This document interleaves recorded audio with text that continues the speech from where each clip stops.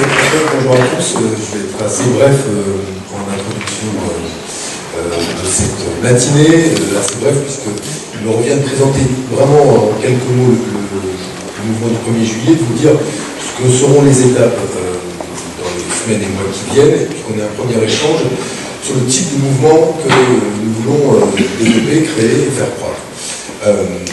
D'abord, un petit élément de thermomètre, c'est toujours intéressant de regarder la manière dont la création d'un nouveau mouvement est accueillie. Et il y a l'école, j'étais hier à Sciences Po Toulouse, et dans l'université, ou une école sœur de Sciences Po Toulouse, à Sciences Po Paris, il y a chaque année un vote des étudiants pour désigner les associations qui seront reconnues par Sciences Po, et les étudiants votent, et ainsi dessinent en quelque sorte le paysage associatif dans lequel les gens se retrouvent. Et cette année, à Sciences Po Paris, il y a 3 associations qui font leur entrée dans Sciences Po Paris. Sens commun, parce que c'est une des nouvelles formes de la droite, et il faut le regarder comme cela. On peut, alors évidemment, ça ne va pas nous parler beaucoup à nous, mais c'est une des nouvelles formes d'engagement de la droite, et qui forme aujourd'hui les cadres de la droite, les formes politiquement. La France insoumise et le mouvement du 1er juillet. 3 formations, 3 mouvements qui font leur entrée et qui sont finalement, Sciences Po Paris résonnent avec ce qui se passe aujourd'hui un peu partout. Nous, notre mouvement, est-ce qu'on peut déjà parler de mouvement? Oui, parce qu'on est là, tous ensemble, mais il en est assez. Le premier semaine, c'est tout premier pas. La réalité, c'est qu'il a été donc créé formellement par le 1er juillet, quand nous l'avons annoncé, quand j'ai décidé, pour ce qui me concerne, de quitter le Parti Socialiste, parce que je considérais qu'il n'y aurait aucune crédibilité à créer un nouveau mouvement si je ne faisais pas ce choix-là, et si je ne prenais pas, en quelque sorte, mon risque, même si ce n'est pas un risque considérable, mais depuis le 1er juillet, le mouvement existe, en tout cas, formellement, dans le paysage politique. On commence à en parler. Il a aujourd'hui près de 30 000 membres qui se sont inscrits sur le site internet, dans les différents moments que nous avons organisés, comme celui-ci et d'autres, mais il est déjà sur un rythme de croissance qui est objectivement pour nous très rassurant et qui nous donne beaucoup de confiance.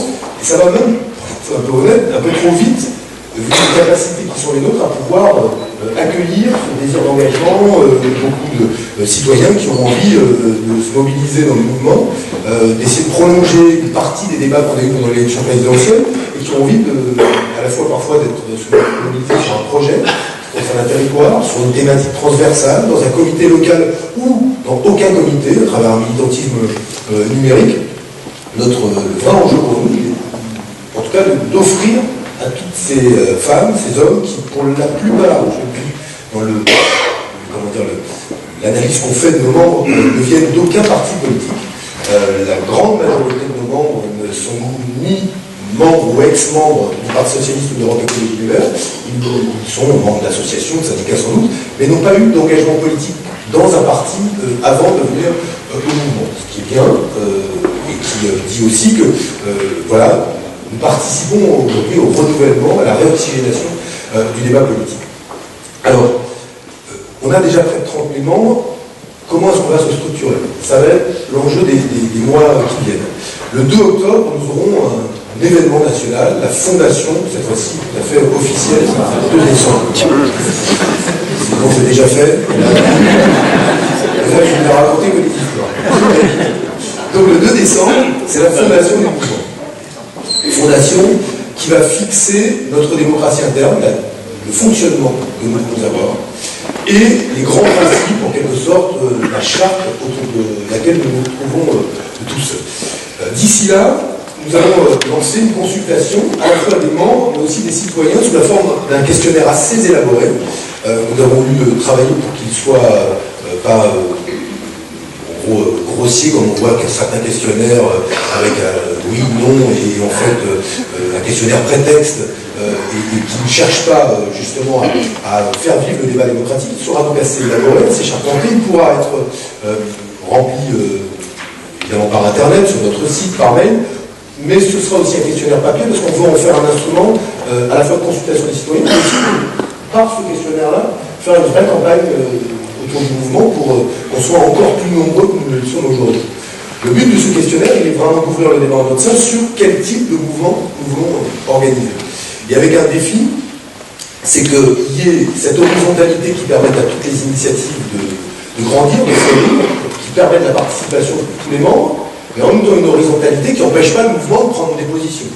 Et la clé, elle peut être, pour éviter que le mouvement soit empêtré dans l'horizontalité, c'est ou qu'il y a un seul chef qui décide à la fin, ce qui existe dans d'autres mouvements horizontaux, ou alors c'est une démocratie suffisamment vivante, suffisamment bien organisée pour qu'on puisse régulièrement, soit par consensus, soit par vote, soit par consultation, être en situation de prendre des décisions collectives. Et c'est autour de ça, cette première étape, il faut qu'on la soigne. Elle est extrêmement importante. En clair, les 2 mois qui nous séparent de ce grand moment qui va être parisien probablement, parce qu'en fait, pour faire simple, on cherche une grande salle, et l'objectif c'est qu'on ait pu, d'ici là, trancher des questions importantes. Toutes les questions ne seront évidemment pas tranchées tout de suite, mais en tout cas, il faudra qu'on ait tranché des questions importantes sur notre fonctionnement. Je vais prendre un tout petit exemple, et après je vais vous inviter à dire quel mouvement, quel type de mouvement vous voulez participer, ce que vous attendez d'un mouvement comme celui-ci. Après, plus tard dans la matinée, on parlera évidemment de projets politiques, mais se pose la question de savoir, est-ce qu'on fait des comités départementaux? Est-ce qu'on fonctionne en direct avec des comités locaux? Est-ce qu'on crée un échelon supplémentaire au niveau départemental avec une coordination, une représentation, un fonctionnement finalement qui ressemblerait aux partis politiques qu'on a pu connaître, qui est assez classique? Se pose la question aussi pour la participation à nos grands événements nationaux, de la manière dont on associe celui qui n'a pas envie de militer dans un comité local, qui considère que sur Internet il peut participer à nos délibérations, il peut s'engager, il n'a pas forcément envie de se retrouver dans une salle de réunion pour discuter de ce qui se passe ici à Ramonville ou je sais pas, à Saint-Bonast, etc.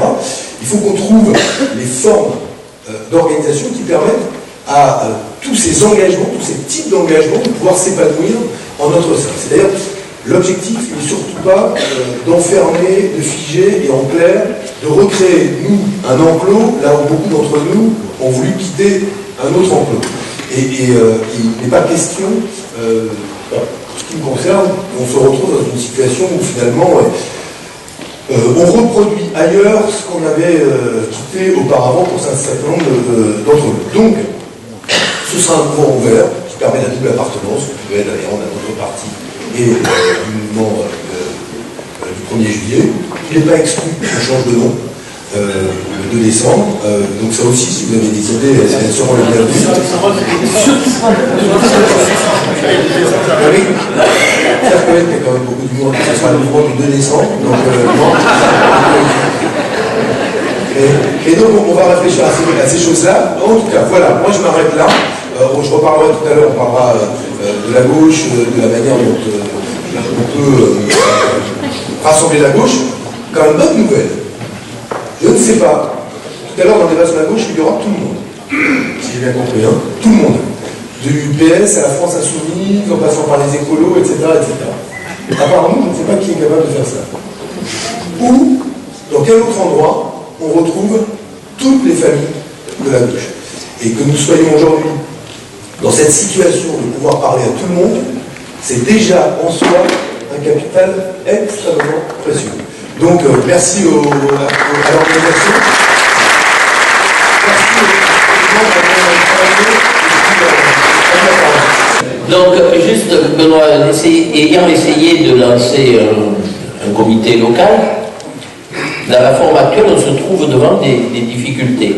La première étant que tant qu'on n'a pas d'organisation reconnue, l'obtention de salles m'a valu à la mairie où je suis élu de faire un gros coup de gueule parce qu'on ne voulait pas me la donner sous prétexte qu'on n'existait pas. La deuxième, et ça c'est plus important, c'est par rapport à la presse locale qui a boycotté. On a essayé d'être en contact avec un correspondant ne veut pas venir. Et donc, de ce fait, on ne peut pas prévaloir des temps d'organisation. Réponse, c'est vous êtes qui? Donc, il est urgent, effectivement, que l'on s'organise. Ensuite, sur la question que tu posais, départementale ou locale, certainement pas en cascade, mais il est indispensable d'avoir des groupes comme celui-ci, parce que pour l'instant, au moins, le local reste un vase clos extrêmement limité quand on sort de quelques lieux en nombre. Donc la richesse venant de la confrontation multiple, je pense qu'au moins dans le temps de construction, il nous faut une instance plus importante en territoire que nos petits lieux locaux où on n'arrive pas du moment dans ma commune. Pour l'instant, on a commencé à 5 et je pense qu'on va faire quelque chose parce que quand comme nous, on est trop insoumis pour se soumettre à un chef, on a besoin d'un mouvement où on peut exprimer une vraie gauche et une gauche où on soit libre de s'exprimer. Merci. Pour revenir sur un point, il faut éviter au niveau de ce mouvement que ça ne devienne comme ce qu'on a vécu au niveau du PS. J'ai l'impression que les adhérents sont là pour faire les petites mains pour une très petite minorité qui, elles, sont là pour récolter toutes les disons, avoir des postes politiques et éviter qu'on ait vraiment une pyramide trop importante. Voilà. Je crois que ce qui est essentiel, c'est d'être le pilier, le centre de rassemblement de tous ceux qui veulent le progrès social et écologique.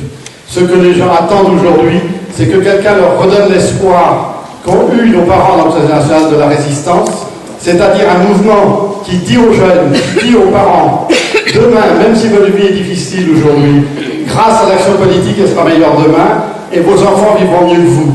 C'est cet espoir que la régression sociale a cassé dans toute l'Europe et dans tous les pays développés, et si nous portons cet espoir, nous serons l'avenir. Et là, alors, on pourra dire en avant, vers une vie meilleure pour tout le monde. J'ai vu les premières réunions ici et j'avoue qu'aujourd'hui, j'ai jamais été aussi bien portée par des ondes positives parce qu'il y a une grande variété, on sent une envie de construire ensemble, quels que soient les mouvements de droite, quel que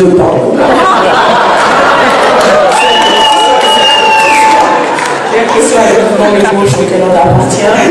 On parle d'écologie, on parle de social, d'économie, et je pense qu'il y a une bonne dynamique. Donc, je souhaite une longue vie à L1717 de décembre, enfin, je ne sais pas lequel, et on va avoir du travail, mais je pense qu'on est sur la bonne voie. Merci. Je voudrais qu'on dépasse l'expression politique, parce qu'on était tellement été trompés par droite-gauche depuis 30 ans, 40 ans. Je préfère Benoît Tatué dans une démarche du respect de l'humain. Il y a le tissu associatif qui est ni droite ni gauche. Il y a les listes civiles qui sont là aussi pour apporter. Nos jeunes, ils ne veulent plus entendre de démarche politique. C'est plutôt une démarche civique qu'ils ont besoin. Parce qu'on va pas s'accrocher avec une expression politique. Il y a des gens dans l'association, il y a Pierre Rabhi, il y a des gens comme ça qu'il faut approcher. Il y a l'amiral Lajoux qui sont dans des démarches pour le respect de l'humain. Il faut qu'on dépasse ce débat politique de l'expression politique. Sinon, on risque de retomber dans tous les pièges. Et les démarches droite-gauche depuis 30-40 ans, c'était complètement au détriment de l'humain. Le respect de l'humain et de la nature, c'est d'abord une démarche civique. Voilà. Bonjour. Moi, j'avais une réflexion et je pense un écueil à éviter. La réflexion, la première, c'est merci à la camarade qui s'est levée avant moi, mais au final, on a quand même une conversation qui est très masculine. C'est toujours les mêmes personnes qui parlent, et dans ça se retrouve dans tous les mouvements politiques. Et je pense qu'il va falloir se poser la question comment on fait maintenant pour libérer la parole, parce que c'est pas parce qu'on peut le faire qu'on le fait, il y a toutes les pressions sociales qui rentrent en jeu.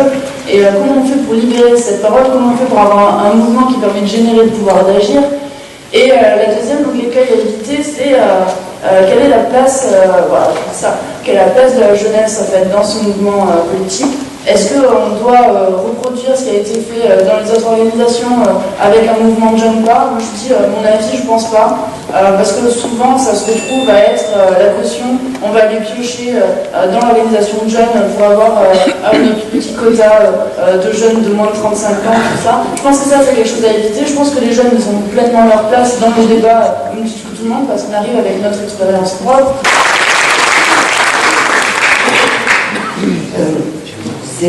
Bonjour, moi je voulais compléter un petit peu les deux interventions précédentes.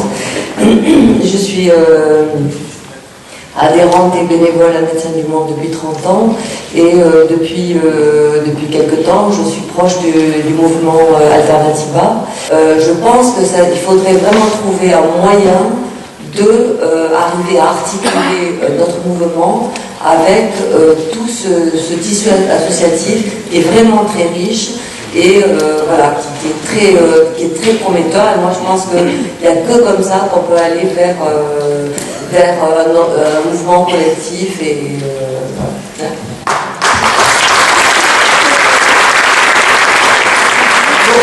Bonjour Elisabeth, je voudrais juste revenir 2 secondes sur des questions d'organisation.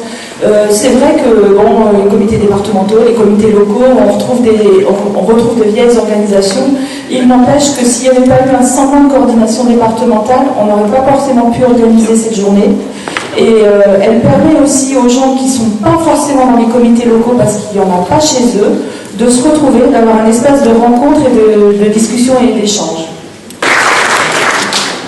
Ma question est la suivante. Est-ce qu'aujourd'hui, on sait à peu près, sur tous les partis ou les mouvements, le nombre d'adhérents des uns et des autres, pour pouvoir se comparer aux uns et aux autres? Des centaines de jeunes qui étaient motivés, qui étaient intéressés par le mouvement, qui se posaient énormément de questions sur ce que ça allait devenir.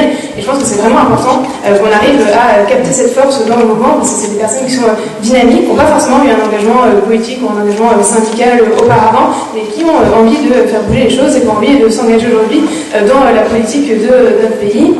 Et donc, je pense que c'est important qu'on arrive bien à structurer à la fois les comités universitaires qui sont déjà lancés ou qui sont naissants sur plein d'universités en France. C'est important qu'on ait une véritable force jeune dans le mouvement parce que les jeunes, parfois, ils se posent des questions en particulier, ils ont envie de mener des campagnes en particulier. On l'a vu aujourd'hui, on a le gouvernement qui mène un certain nombre d'attaques contre la jeunesse. C'est important que nous, on puisse aussi réagir, qu'on puisse aussi se mobiliser face à ces attaques contre la jeunesse. Et je pense que c'est assez important qu'on ait une force jeune, un comité jeune, des liens qui se créent entre tous ces comités universitaires pour les faire vivre et pour faire en sorte que la jeunesse s'investisse pleinement dans le mouvement.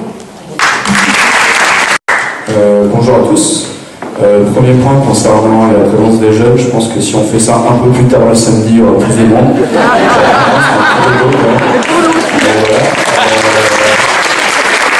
Et en fait, concernant l'organisation, moi personnellement, il y a des sujets que j'aime beaucoup, genre l'énergie, tout ça, je trouve ça bien stylé. Il y a d'autres trucs, ça m'intéresse moins, ou alors je les connais juste moins, et je pensais qu'au niveau des organisations départementales ou locaux, on pourrait peut-être mettre des gens qui s'investissent plus dans des projets, genre, je sais pas, moi je suis plus énergie, peut-être d'autres plus dans le social, d'autres dans l'économie, et ainsi on pourrait lier un peu tous les départements régionaux en faisant en fait un lien entre les secteurs, on va dire. Donc en gros, par exemple, contacter quelqu'un qui est à Paris, qui est dans les énergies, dans le mouvement, et ainsi de suite un peu partout pour tous les mouvements, et faire au niveau local un peu des restitutions auprès des comités pour qu'ils sachent un peu ce qui se passe dans tous les secteurs, et on serait peut-être plus facile une idée comme ça. Voilà. Merci.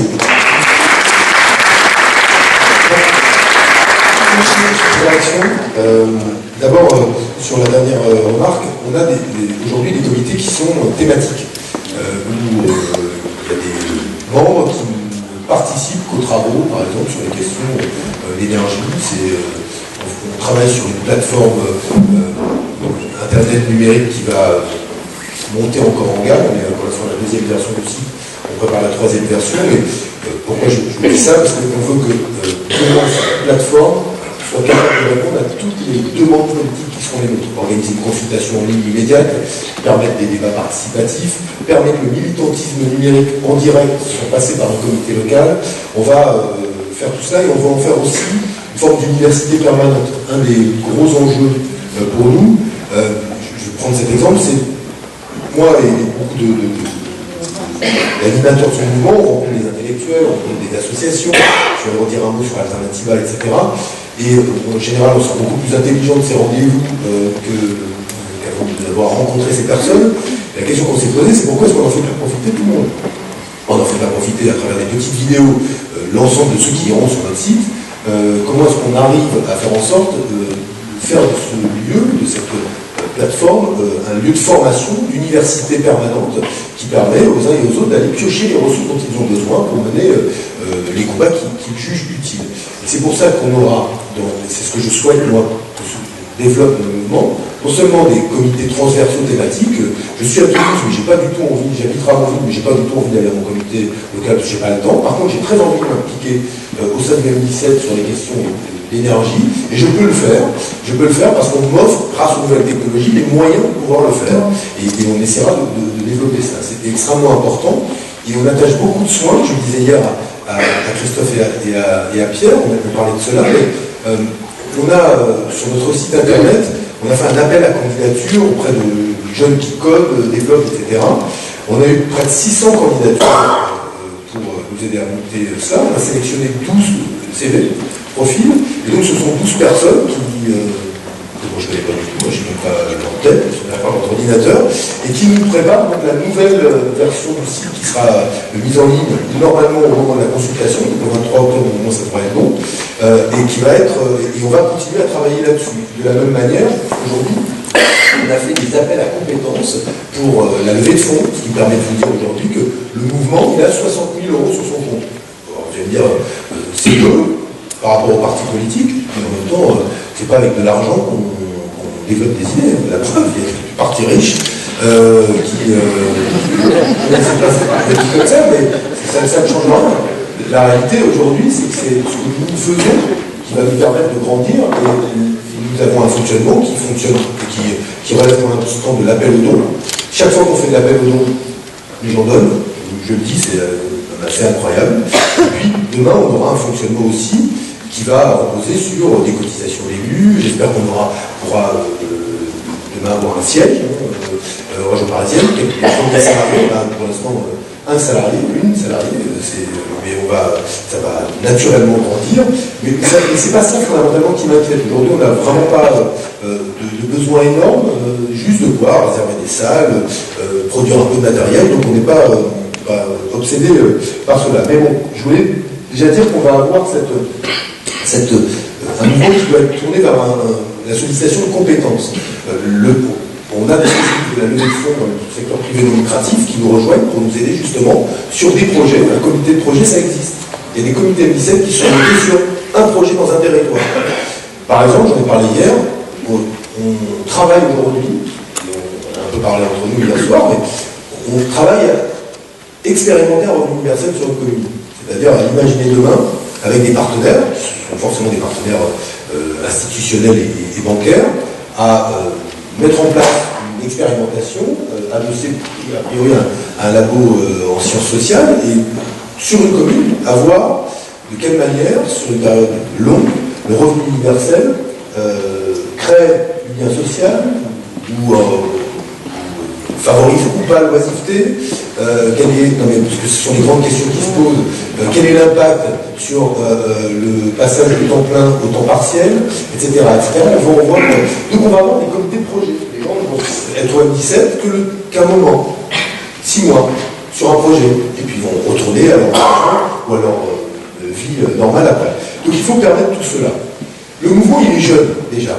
La grande question, c'est effectivement, est-ce que, parce qu'il est jeune, on fait demain, ça, de décembre, j'imagine qu'on commence à y répondre, un mouvement spécifique jeune, ou alors, en fait, les jeunes deviennent les animateurs du mouvement.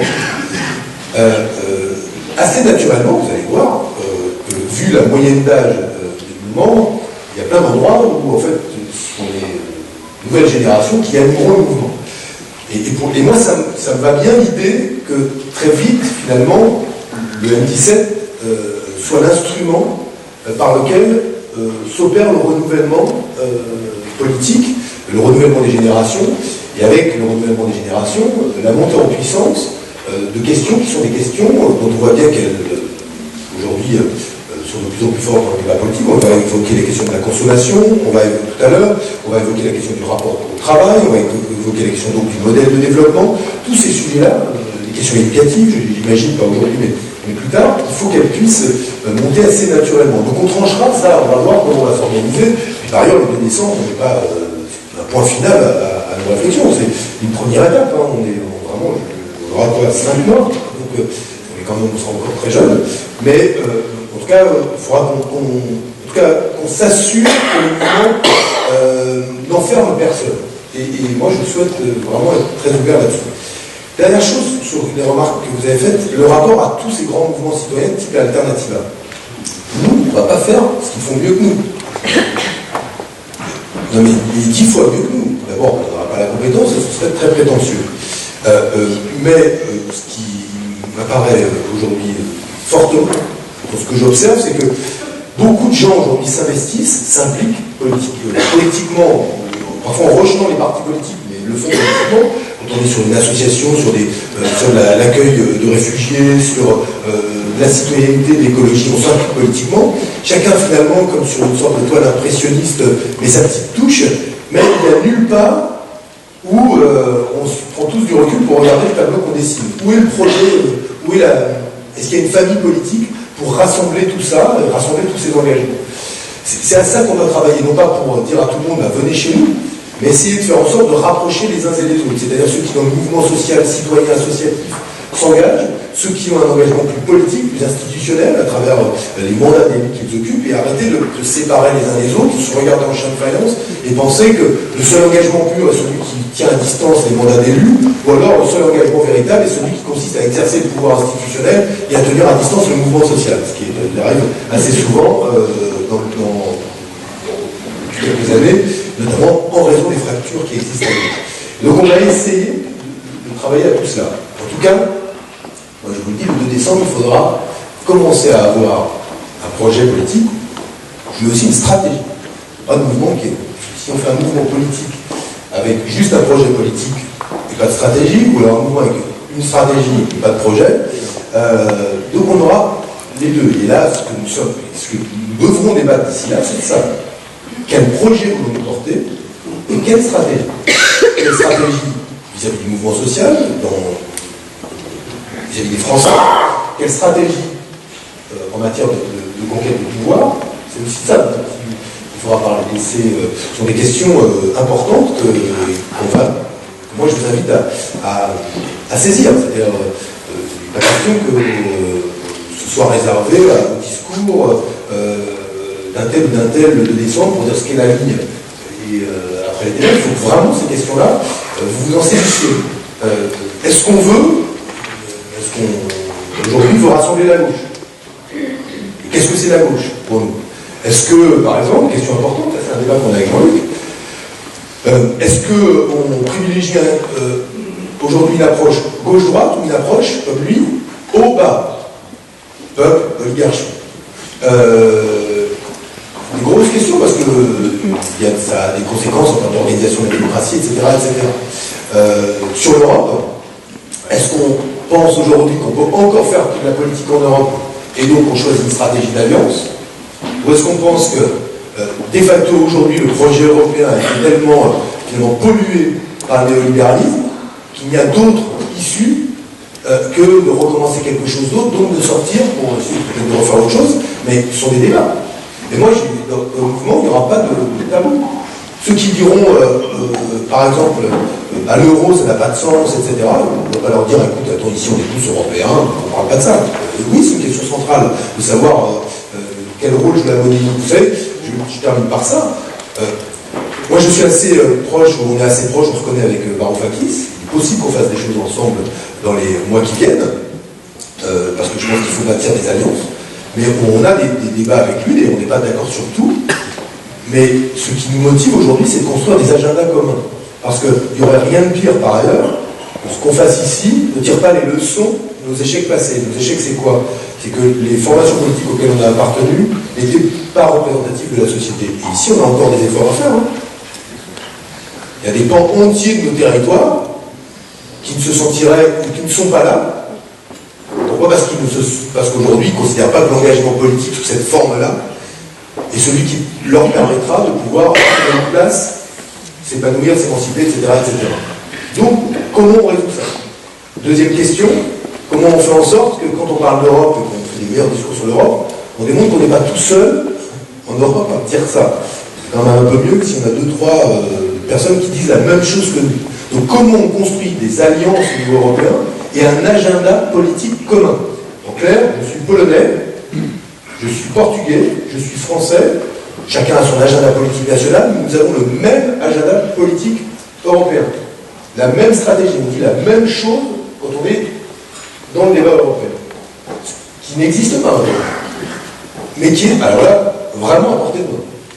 À portée de main. Et on va donc ça, ce sont des questions lourdes, importantes, et là, il faut que vous vous en saisissiez. C'est-à-dire que, je vous invite à nouveau, c'est à être très actif dans ce débat-là, à dire, c'est-à-dire, moi j'en ai dit des conneries aussi, mais qui des fois à se tromper, mais dire, voilà, sur quelle stratégie, quel projet, qu'est-ce qui est bon à vos yeux, qu'est-ce qui ne l'est pas, bref,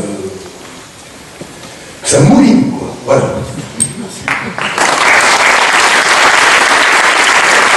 Je voulais justement mettre l'accent sur la dimension de la démocratie.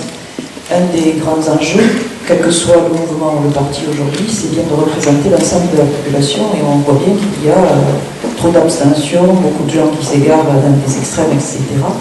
Et ce mouvement, comme les autres, comment finalement arriver à être dans l'espace public, à exister dans l'espace public, et à ramener, mais en ramener pas que par le discours, à intégrer, à faire adhérer tous ces publics qui aujourd'hui ne se sentent plus du tout concernés. Il y a quelque chose que j'ai trouvé très intéressant pendant la campagne électorale, ça a été le moment du tirage au sort. Et je trouve que c'est je trouve que c'est un mode qui a deux avantages. D'abord que les personnes qui sont en responsabilité ne se sentent pas en responsabilité, assis dans un fauteuil pour le reste de leur carrière, mais aussi que les gens qui sont des membres lambda prennent leurs responsabilités et sachent qu'à un moment ils peuvent être tirés au sort. On est tous là d'abord parce que au cours de la campagne présidentielle, Benoît, tu as réussi à faire bouger des lignes sur des axes thématiques un petit peu nouveaux, et c'est d'abord ça qui nous motive sans doute à être là. Néanmoins, puisque se pose d'abord la question de forme d'organisation, et que tu as demandé quel mouvement on voulait. Moi, je veux un mouvement sociocratique. Tu as ce matin déjà deux axes de ce qui fonde un mouvement sociocratique qui ont été affirmés. Le premier, c'était de s'organiser par cercle, ne pas être seulement territorial, mais s'autoriser à être thématique, s'autoriser aussi à avoir des cercles qui soient non permanents. Tu l'as dit tout à l'heure, c'est une des premières bases. Une des deuxièmes bases, tu as parlé de décision par consensus. On sera toujours prisonnier du système électif, d'autres idées viennent d'être émises, et la décision par consensus. Il y en a une troisième qui est nécessaire aussi pour être un véritable mouvement sociocratique, c'est le double bien. C'est une notion qui est un peu d'hygiène dans les mouvements, une notion que beaucoup d'entre nous ont pu expérimenter dans le champ de l'économie sociale et solidaire, dans les entreprises, dans les associations, dans les mouvements. C'est l'idée qu'à chaque fois que deux cercles ont la même participation à une décision commune, il va y avoir des tentations de tension entre ces deux cercles. Et les pratiques qu'on a connues dans des entreprises, dans des partis, d'avoir un représentant qui fait le lien entre deux unités de décision, ça conduit à des gens qui sont écartelés. Quand ils sont en bas, ils disent une chose, quand ils sont en haut, ils disent autre chose. Cette sensation, on a vu des dirigeants faire ça et ça nous a énervé. On a parfois été dirigeants et on s'est senti écartelé. Et il y a une solution très simple à ça, c'est le double lien. C'est le fait que dans chaque cercle, il y ait un représentant des deux cercles qui vont ensemble dans les deux unités de décision et qui, du coup, amènent de la transparence parce qu'on ne peut pas avoir un double discours quand on est deux à partager un même message.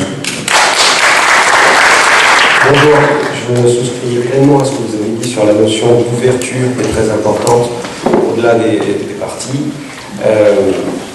Et effectivement, le thème d'aujourd'hui, c'est comment unir la gauche qui divise et perd. Et donc, ce que vous dites est très rassurant. En même temps, je pense qu'il faut être très vigilant pour que cela, effectivement, se traduise dans les actes et que ce soit bien clair. Quand je vois, par exemple, que les mouvements qui se sont sur Internet constitués s'appelaient par exemple Tous ensemble avec Benoît Hamon pour un futur désirable, ou Harmonistes de France tous solidaires pour un avenir désirable avec Benoît Hamon, bien, etc.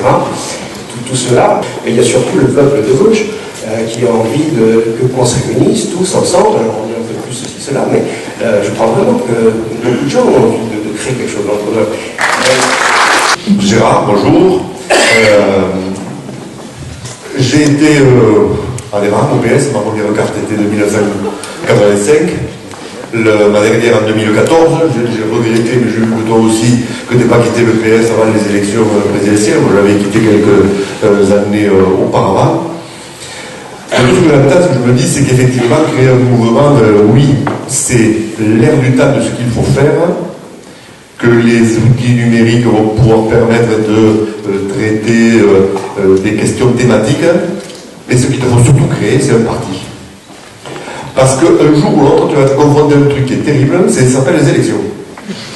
Et alors là, si, il faut toujours dire d'où vient. Alors, j'ai été premier fédéral du Tarn, j'ai jamais été dans ta motion, on a passé 30 ans dans un parti ensemble, on n'a jamais été ensemble. J'ai toujours été mainstream, moi j'étais toujours dans l'homme tout majoritaire qui allait bien, évidemment. Voilà, donc peut-être qu'il ne servait à rien aussi, ça c'est souvent ça va. Donc, c'est comme ça. Si tu ne crées pas quelque chose qui est en lien avec l'ensemble des élections, qu'elles soient liées aux ETCI, comme je l'ai dit dans l'agglomération, aux départements, aux régions, ça te pètera dans la gueule. Pourquoi? Parce qu'il va falloir aller négocier avec les autres. Tant qu'on est dans les idées, alors ça va vachement bien. Les mouvements de jeunes sont jeunes, les mouvements pour l'énergie sont pour l'énergie, et puis un jour il faut chercher les places. Et alors voilà, tout le reste ça n'existe plus. Ouais. Donc ce que tu devrais faire est t'approprier un mot, il me semble, un mot qui ne t'appartient pas. Les 2 mois qui viennent, tu devrais faire la constituante d'un parti. Et ça permet d'intégrer ce qu'a dit la dame sur le tirage au sort. Ça permet d'intégrer ce que fait Alternativa. Parmi les choses qui m'ont fait partir du PS, c'est que j'étais du tout premier Alternativa de 2013. Parce que j'avais fait un agenda 21 un peu particulier dans ma commune. Et donc, si on n'a pas ça présent à l'esprit, tout pètera. Enfin, dernier point, je suis maire d'une ville de commune. On a déjà commencé à travailler sur la possibilité d'expérimenter un revenu universel, donc je suis preneur. Voilà. Merci. Bonjour, la politique c'est dans la rue et c'est simplement pour vous dire que cet après-midi il y a des gens qui attendent plein de monde, motivés comme nous tous ici, plein de politiques aussi. C'est à 14h devant la CAF, le collectif Vive l'APL, et donc ça va être dans toutes les villes de France je pense, et à Toulouse aussi, donc si on mange vite, on y va tous, et ils seront ravis de nous voir tous et de vous voir aussi Benoît. Bien sûr, à 14h dans la cave de Toulouse. Merci. Bonjour, je voulais vous demander comment vous allez faire pour réfléchir à aider, par exemple, les personnes âgées dans les campagnes qui ne savent pas, par exemple, que ce mouvement existe parce qu'ils n'ont pas l'information et qui, il y a quelques années, par exemple, soutenaient le Parti Socialiste, etc. Et qui aujourd'hui se sont tournés, par exemple, vers l'extrême droite ou Macron, etc. Donc comment faire pour leur montrer que les idées de ce mouvement répondent à ce qu'ils attendent et leur ouvrir les yeux sur l'idée que peut-être les idées du Jaurès brestois sont les bonnes. Sylvain. Donc moi ce que je voulais dire d'un certain côté, c'est qu'il y a quelque chose d'intéressant quelque part dans une idée qu'il faut peut-être affirmer, de séparer quelque part les pouvoirs entre la rédaction des programmes d'un côté et la candidature de l'autre. C'est-à-dire qu'il peut y avoir des candidatures qui vont être par rapport à des gens soit tirés au sort ou soit des gens qui ont une certaine vision pour représenter au niveau national, par exemple lors de l'élection présidentielle. Et de l'autre côté, on peut rédiger vraiment les programmes idée par idée, par des plateformes internet ou par des réunions, et vraiment donner le pouvoir au mouvement et aux militants. Et vraiment cette idée de l'union qui, même si on va travailler pendant 5 ans à faire une effervescence au niveau des idées, il faut se dire que l'union doit peut-être passer avant tout.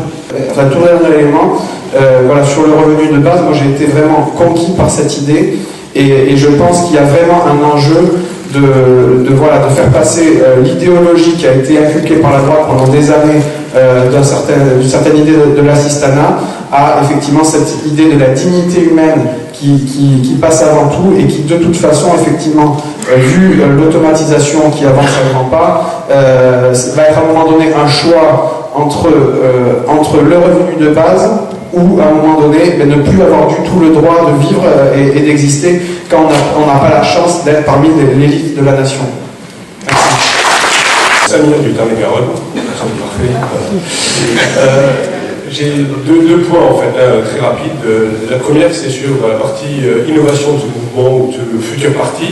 Le mouvement, pour moi, il est considéré presque acquis, puisqu'on est là, il y a des mouvements un peu partout sur Internet. Il y a un point qui est vraiment important, c'est la manière d'animer ce mouvement sur le territoire, et notamment en réunion. Je vous dis ça parce que je suis militant PS depuis un paquet d'années. Et il y a toujours, dans ces réunions, la personne qui parle et la personne qui écoute. Ce qui serait bien, c'est que dans cette partie innovation, il y ait aussi cette partie formation des adhérents, l'éducation populaire, expliquer comment fonctionnent les EPCI, dont parlait le maire plus tard. Moi, c'est bien, si on n'est pas pris au rendez-vous, et si les jeunes, les moins jeunes et tous ceux qui ne participaient pas à la partie politique auparavant ne sont pas prêts le jour des échéances, on n'aura pas gagné grand-chose. Mais aussi sur une nouvelle manière d'animer ces comités locaux, de telle manière que chacun ait sa place. Même celui qui n'est pas sachant, qui ne sait pas comment fonctionnent les budgets de tel ou tel machin, puisse apprendre le minimum pour pouvoir être prêt le jour où il y a besoin, en 2021. Juste, parce que justement, je ne veux pas monopoliser la parole, deux innovations, en tout cas, sur lesquelles on va travailler. D'abord, ce qu'on avait expérimenté pendant la campagne présidentielle, le conseil citoyen, qui était placé auprès de candidats et puis de l'état-major politique. Il a été très utile et on veut pérenniser cette expérience-là, même la développer sans doute encore plus innovant, c'est-à-dire disposer au sein de l'exécutif du mouvement, avec des capacités de décision et de délibération, d'un conseil citoyen qui soit tiré au sort parmi des volontaires, des membres qui veulent bien participer au tirage au sort, avec des moyens affectés à ce conseil citoyen, je ne sais pas comment on l'appellera, mais l'idée c'est qu'on n'ait pas juste une démocratie représentative sous la forme de délégués choisis en fonction des territoires, etc. On ait aussi cette structure-là, citoyenne, tirée au sort, qui participe à l'exécutif du mouvement. La deuxième innovation, elle est liée au territoire. Il y a plein de territoires où il y a des votes de gauche, mais il n'y a plus de gauche physique. Vous ne savez pas qui est la gauche. Vous allez au Nord-Pas-de-Calais, il y a des endroits où il y a sans doute dans les urnes des voix, où il y a plus une personne dans un conseil municipal de gauche, plus vous avez un peu de secours populaire ici, un peu d'assaut, etc. Mais qui est la gauche? Personne. Il y a trois grandes régions qui vont être prioritaires. Ici, c'est un peu béni, hein, vous savez qui est de gauche. Après, vous allez dire, on n'a pas vraiment de gauche. Mais en moins, il y a des gens, quoi, physiquement, vous les voyez. PACA, Grand Est, Nord-Pas-de-Calais, et vous savez. Et peut-être même dans l'Occitanie, il y a des endroits où on voit moins bien qu'avant. Ce que nous allons faire, ce sont des brigades qui vont fonctionner de la manière suivante, c'est vraiment très concret. C'est qu'on a pourtant des contacts, des gens qui se sont inscrits, on va demander à des personnes volontaires d'aller un week-end, ça va être du travail militant, avec les 4 emails, les 2 numéros de téléphone, un billet de train, une chambre d'hôtel, essayer de reconstituer physiquement les bases d'une présence visible de la gauche. C'est-à-dire qu'on va reprendre un travail très méticuleux sur le territoire avec 3 régions prioritaires identifiées, PACA, Provence-Alpes-Côte d'Azur, Grand Est et Nord-Pas-de-Calais, c'est-à-dire des terres aussi historiquement populaires, ouvrières, où le Front National est lui physiquement présent, la France Insoumise qui est parfois présente à des votes, mais parfois à des votes sans avoir les hommes et les femmes de... Et nous, pour l'instant, on a des contacts, il y a des gens qui ont adhéré, mais on n'est pas encore physiquement présent. Donc on va faire ce travail-là, et on va appeler aussi au volontariat. Donc, ça veut dire que, moi je vous dis, par exemple, sur votre propre territoire, votre propre région, il n'est pas interdit de faire aussi ce travail-là, d'identifier les zones dans lesquelles la gauche a progressivement disparu physiquement, on ne la voit plus, et pour voir de quelle manière, très besogneusement, on reconstitue une présence humaine de la gauche. Parce que, évidemment, le numérique c'est bien, le numérique il ne remplace pas le lien social, le lien direct, que vous avez envie de participer à des débats, contredire, et c'est aussi une théorie qui sera celle de notre mouvement. On va faire des choses très méticuleuses. Alors, est-ce que, et c'est le dernier mot, et après je ne répondrai pas tout de suite à cette question, sur le parti, à mes yeux, en tout cas ce sera ma contribution au débat, il faut que nous soyons présent dès les prochaines échéances électorales, on sera présent dans le débat. Sous quelle forme, on ne sait pas encore. Nous participerons à des listes dès les européennes. Est-ce que nous aurons des candidats aux élections municipales en 2020 ou 2021, selon ce que le gouvernement fera? Je ne le sais pas encore. Je vois bien ce qui est déjà en train de se passer. Il y a dans beaucoup d'endroits des élus qui décident de maintenant se constituer ou des groupes, par exemple dans la ville de Strasbourg, des élus socialistes et écologistes ont quitté leur groupe respectif pour constituer un groupe M17, qui s'appellera, je ne sais pas comment, mais à la ville de Paris, à la région Île-de-France, des choses aussi, ça avance. Donc la question se posera d'une manière ou d'une autre.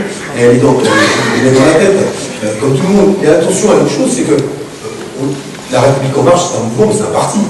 Parce qu'il est très strictement encadré, le financement des mouvements politiques et des partis.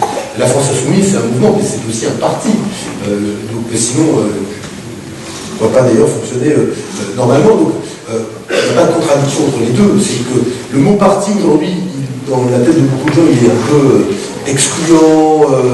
Mais de toute façon, nous serons encadrés par les règles qui sont celles des partis politiques au moment où nous aurons, dès le premier candidat à une élection, nous serons obligés de nous conformer à la loi dans ce domaine-là. Mais nous prendrons une décision collectivement. Mais je voulais insister sur ces deux innovations, il y en aura plein d'autres, j'espère, mais on va faire donc des brigades, je sais pas comment, c'est moi qui les appelle comme ça, ça ne s'appellera pas comme ça, mais en clair, ce sont des gens qui sont volontaires pour aller reconstituer physiquement la présence de la gauche sur le territoire, et on pérennisera sous une forme ou sous une autre le principe qu'on avait expérimenté, qui nous avait donné grande satisfaction des conseils citoyens, plus je ne sais plus qui a parlé tout à l'heure de vote par consensus, ou non, pas, justement pas les votes, et des démarches dont on va essayer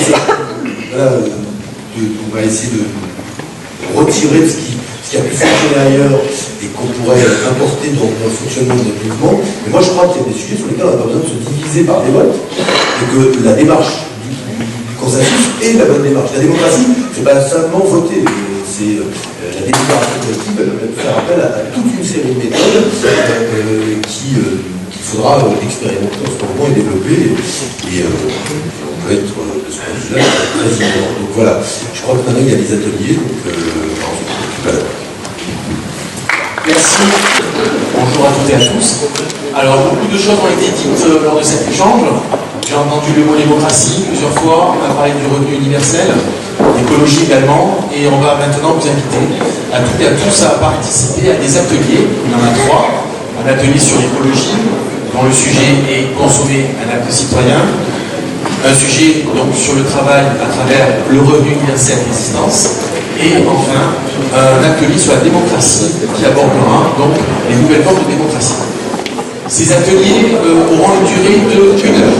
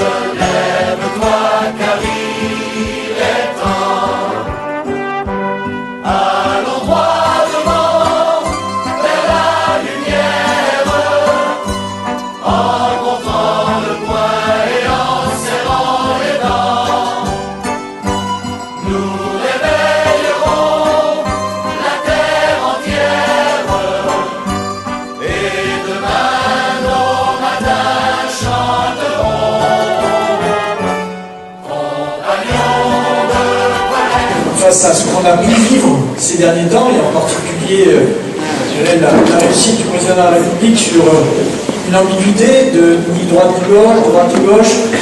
La question qui se pose et que nous nous posons, c'est évidemment, est-ce que, comme le dit Benoît dans un article local, la gauche est-elle vivante? Lui, il l'affirme, je le pense aussi.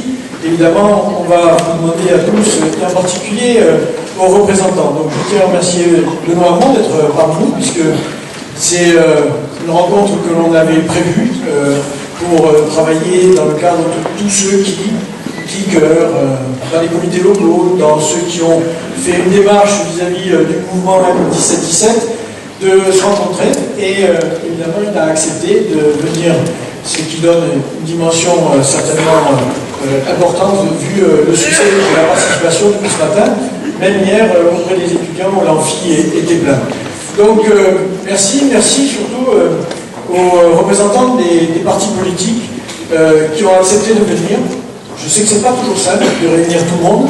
Et quelle est cette vision? Parce qu'il est vrai qu'avec ce que l'on a vécu pendant ces présidentielles, ceux qui regardaient, ou ceux qui étaient, ou ceux qui vivaient dans des partis traditionnels, ont réellement subi à la fois des chocs, subi des leçons, et se sont retrouvés avec réellement une nécessité de lucidité.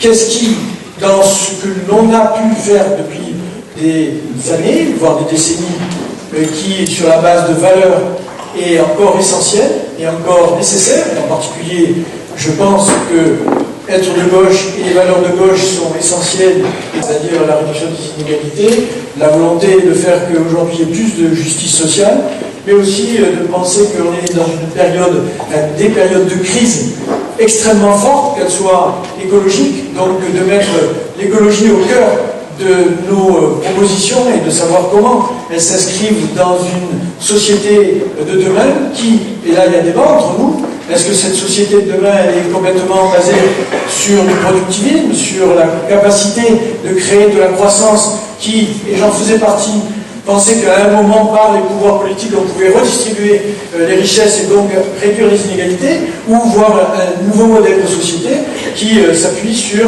réellement une autre façon de voir à la fois évidemment la dynamique économique, mais aussi la dynamique sociétale, surtout quand on sait qu'aujourd'hui, on n'est pas simplement dans une évolution, une crise économique, dans une crise institutionnelle, on est aussi dans une crise de société par le fait que le numérique bouleverse entièrement, et quand il bouleverse entièrement, donc il y a là réellement à se poser la question si on pense que gauche et droite ça a du sens, si on pense aujourd'hui qu'il y a réellement une dynamique à créer. En tout cas, Benoît le dira, en ce qui nous concerne, nous pensons que ce n'est pas en se recroquevillant, en se refermant sur soi-même et en pensant qu'on va restituer, je dirais, une pensée qui va se confronter aux autres, mais comme on l'a fait aujourd'hui, eh bien, elle est les portes ouvertes, elle est avec des gens qui ont un passé, une histoire, un militantisme, mais aussi, et on l'a vu dans l'organisation de cette journée, des gens qui n'ont aucun passé, qui n'ont aucune,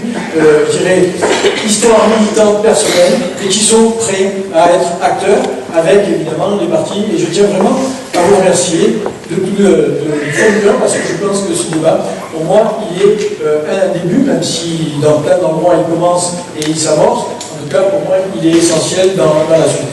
Moi, j'avais envie de rappeler justement l'importance de cette reconstruction locale. Ce que nous avons vécu avec les résultats des élections, c'est clairement la fin d'un cycle et la nécessité de refonder le progressisme. J'ai envie volontairement de dire progressisme pour ne pas me limiter dans le terme de la gauche. Et pour moi, ce qui a émergé dans la séquence du quinquennat et de ce qui a été proposé aux Français à travers les élections, c'est clairement aujourd'hui deux lignes différentes. Le social-libéralisme, qui sait, sans y revenir, largement exprimer de notre point de vue dans le gouvernement Valls sous la présidence de François Hollande, et ce que je vais appeler la social-écologie, pour ne pas parler uniquement d'écologie politique, mais de dire qu'effectivement le monde a changé et qu'aujourd'hui, Pierre Cohen l'a dit, et il a exprimé lui-même l'évolution qu'il avait par rapport au productivisme, on ne peut plus fonder le développement d'une société sur la base d'une pseudo-croissance forte qui n'existe plus, et sans tenir compte de la raréfaction des ressources naturelles. Et donc effectivement, c'est un autre modèle qu'on doit construire ensemble, qui allie la question sociale, la question écologique. Et nous, écologistes, on est évidemment partisans d'ouvrir aussi les portes, de ne pas avoir peur de se confronter pour chercher à rassembler autour de ce socle. Par le local, par de la confrontation, mais aussi du travail en commun, et du travail sincère, ouvert, où il n'y a pas de sentiment d'hégémonie comme on a pu vivre dans l'histoire politique, qu'elle soit locale ou nationale. Et cette question d'hégémonie, elle est posée à tout le monde, quelle que soit l'évolution des forces. Donc, travaillons ensemble dans la sincérité et l'ouverture, dans la conformité entre ce qu'on dit et ce qu'on fait, et sur la base donc d'un nouveau progressisme autour de la social-écologie. Est-ce que la gauche a un avenir? Bon, nous répondons oui. Pour ce qui concerne le Parti communiste, Benoît Hamon a rajouté dans la dépêche que la gauche est vivante, bien sûr. La gauche, elle est vivante, mais il faut qu'elle se reconstruise sur des valeurs. Il y a une série de mesures qui affrontent un rapport de classe, une lutte de classe entre, effectivement, les plus aisés d'entre nous et les plus en difficulté. Et donc cette question-là, pour nous, elle est essentielle dans la reconstruction de la gauche. Elle fait partie de l'histoire de la gauche. Et notamment, la gauche est vivante parce qu'il y a des centaines de milliers de gens aussi dans la rue qui ne sont pas organisés dans un parti politique et qui se mobilisent. Et nous considérons, nous, pour ce qui nous concerne, le Parti communiste, que nous avons à reconstruire des choses. Nous, il y a longtemps qu'on l'a compris, on le réaffirmera, on travaillera à ça. Personne ne gagnera seul, c'est plutôt les défaites. Voilà, pour nous, il y a une question essentielle, c'est retravailler aussi donc, le rapport à l'émancipation vis-à-vis de la finance. Notamment, ça veut dire dans le cadre national, dans le cadre européen, dans le cadre international. Et à travailler le rapport, et je le dis moi, de cette manière-là, le rapport industrie, production et environnement, les enjeux écologiques qui sont majeurs. Et je crois qu'on est confronté à la même chose, et je pense que je ne vais pas paraphraser le discours d'Europe Écologie Les Verts, mais il n'y aura pas de capitalisme vert. C'est-à-dire que si on veut faire l'écologie, il faut s'affronter au capitalisme. Je dis à mes camarades, c'est pour nous une réalité, parce que ce n'est pas que l'aliénation des hommes aujourd'hui, c'est le pillage des ressources premières et de la planète. Ce que vous faites aujourd'hui, avec la venue de Benoît Hamon et notre présence, c'est les bases d'une discussion nationale. Une des deuxièmes questions, pour nous essentielles, c'est le rapport aux masses. Nous ne concevons pas la politique avec quelques penseurs, l'aménagement de plateformes numériques, quelques représentants, mais nous pensons la politique de manière massive, avec des militants qui prennent des décisions, avec des dirigeants qui rendent des comptes, et avec une démocratie interne qui est à réinventer. La vraie question, c'est combien de centaines de milliers de gens s'emparent de ces questions-là et comment le fonctionnement existe entre effectivement les dirigeants et des militants. L'alerte est rude dans les classes populaires et dans le monde ouvrier. Donc un travail théorique à réaliser sur la prise de pouvoir, une réponse à construire vis-à-vis des masses. Et puis je crois, nous en tout cas c'est l'affirmation locale, on veut travailler avec tout le monde. Il faut que tout le monde travaille ensemble, sans mettre de côté des accords. Je m'arrête parce qu'on est très nombreux, mais je pense que c'est quelque chose qui nécessitera plus de débat. Voilà, c'est difficile de faire quelque chose. Le parti en tant qu'appareil et en tant que tel était bouleversé et en grande difficulté, mais que les militants que nous étions et ce que nous avions porté et défendu ne mourraient pas avec cet appareil-là. Et que par ailleurs, il n'en était pas question. Moi, je viens ici pas pour apporter un message, pour vous dire où on en est, pour vous dire que la réflexion, on l'a entamée, qu'on en a besoin, qu'on est dans des situations parfois difficiles, qu'on conçoit que les choses ne se feront que dans le dialogue et qu'on ne le perd pas de vue.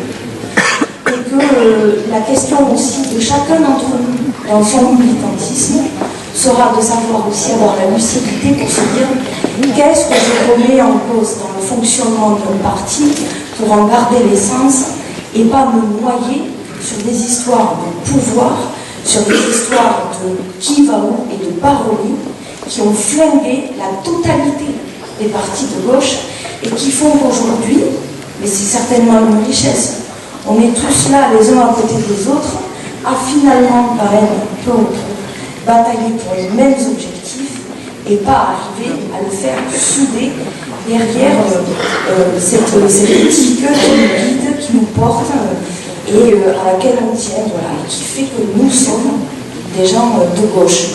Je me considère comme une camarade, de la même manière que je considère les membres du PC comme des camarades, les gens qui sortent dans la rue, les syndicats, le mouvement associatif.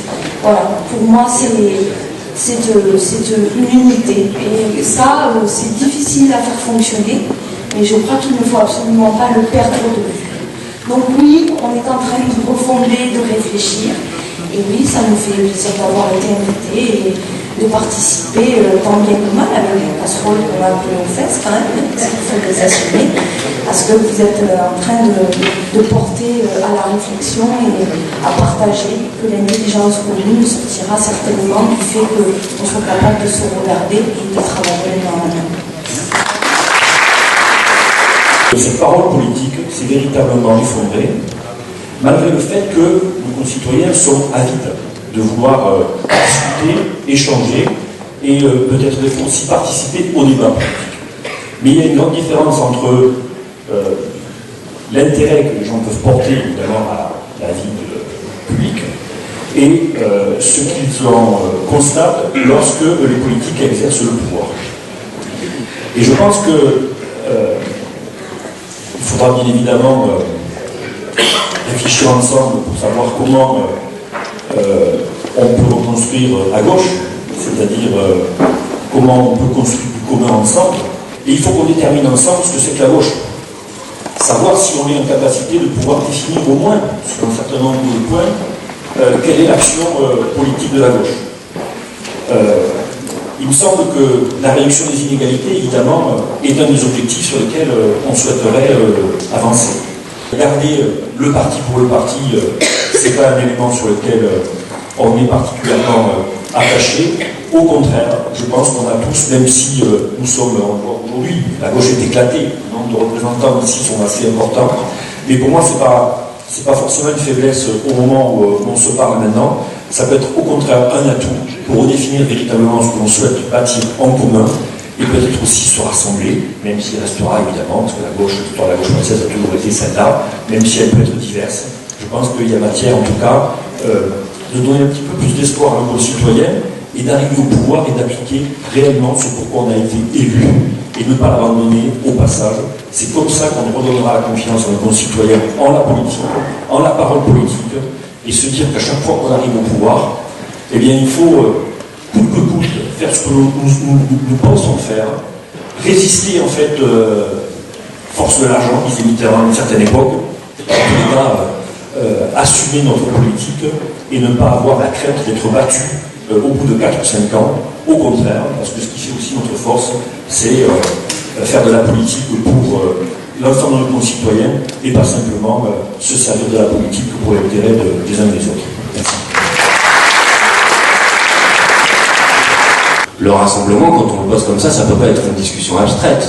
Ça doit poser la question du cadre du rassemblement et ça doit poser la question des objectifs et des sujets du rassemblement. Aujourd'hui, la politique du gouvernement Macron, elle commence à montrer son vrai visage. Une politique injuste, une politique au service de la finance, une politique qui méprise la question écologique, qui en fait un objet de communication mais qui en fait pas un objet de réflexion concrète. Une politique qui, quand dans les premières mesures, c'est les ordonnances, ne se pose pas la question du renouvellement de la vie démocratique. On se pose la question du passage à une 6e République qui, je pense, peut rassembler un certain nombre de personnes autour de la table. Et donc, si on veut poser concrètement, et je pense de manière claire, la question de l'unité, elle doit nécessiter un certain nombre de clarifications politiques sur la manière avec laquelle on s'engage dans la bataille contre cette politique gouvernementale. Parce que c'est ça la première étape. La première étape, c'est de savoir est-ce que oui ou non on est en capacité de se rassembler pour refuser les ordonnances. Il ne s'agit pas tant de rassembler la gauche que de fédérer le peuple. Ben, je veux juste expliquer ce que ça veut dire, parce que je pense que ça a été mal compris. Ça veut dire qu'aujourd'hui, le rassemblement, c'est pas tant la question de savoir si on est capable de rassembler nos étiquettes, de faire un tract unitaire où on a nos différents logos côte à côte. La question, est-ce qu'on est capable d'avoir des objets de rassemblement qui sont compris par les gens, par les citoyens, et qui font que le rassemblement, il est avant tout un rassemblement populaire. Est-ce qu'on est capable de redonner des objectifs de transformation à la population dans son ensemble? Est-ce qu'on est capable de se rassembler sur des objectifs concrets? Le peuple, pas uniquement les appareils politiques. Voilà, à mon avis, les questions qui sont posées. Pour que cette discussion, il faut qu'elle soit une discussion utile, il faut qu'elle soit une discussion franche. J'ai entendu poser la question de l'hégémonie. Il n'y a pas de prétention hégémonique de la France insoumise. Il n'y a pas de prétention hégémonique. On est prêt à se rassembler avec tout le monde. On est prêt à travailler ensemble avec tout le monde, à partir du moment où c'est sur des objectifs concrets, des objectifs précis. Moi, je vois, j'ai Benoît Hamon en face de moi. Je trouve que c'était une bonne chose que Benoît Hamon soit présent à la marche du 23 septembre. Et ben moi, je suis content d'être ici aussi pour discuter avec vous. Mais à partir du moment où on le fait sur des objectifs concrets, et là, il y a des gens autour de la table, par exemple des représentants du Parti Socialiste, je veux leur poser la question. Vous devez trancher la question de la clarté vis-à-vis de la politique gouvernementale. Est-ce que oui ou non, vous êtes dans l'opposition à M. Macron? Parce que sinon, vous dites aux gens, on va se rassembler pour travailler ensemble, mais l'objet même sur lequel on va se rassembler, c'est-à-dire combattre les mauvais coups de la politique gouvernementale, et bien finalement, même sur cet objet-là, on n'est pas exactement d'accord, parce qu'il y en a qui pensent que peut-être qu'il n'y a pas que des mauvaises choses dans la politique de M. Macron. Donc il faut poser cette question. Donc oui, rassemblons-nous, mais rassemblons-nous, commençons par nous rassembler sur des objectifs concrets, donnons-nous rendez-vous à la manifestation jeudi prochain, engageons ensemble des batailles sur le CETA, engageons ensemble des batailles sur la démocratie, engageons ensemble des batailles sur des objectifs concrets, clairement dans l'opposition à ce gouvernement, pour le faire reculer, et ensuite on posera la question de préparer l'alternative. Le bien commun est une coopérative politique, un mouvement citoyen qui est persuadé qu'une autre voie est possible pour une véritable transition économique, sociale et écologique. On s'est beaucoup intéressé à la campagne de Benoît pendant les présidentielles. Il y a énormément de points sur lesquels le bien commun était en accord.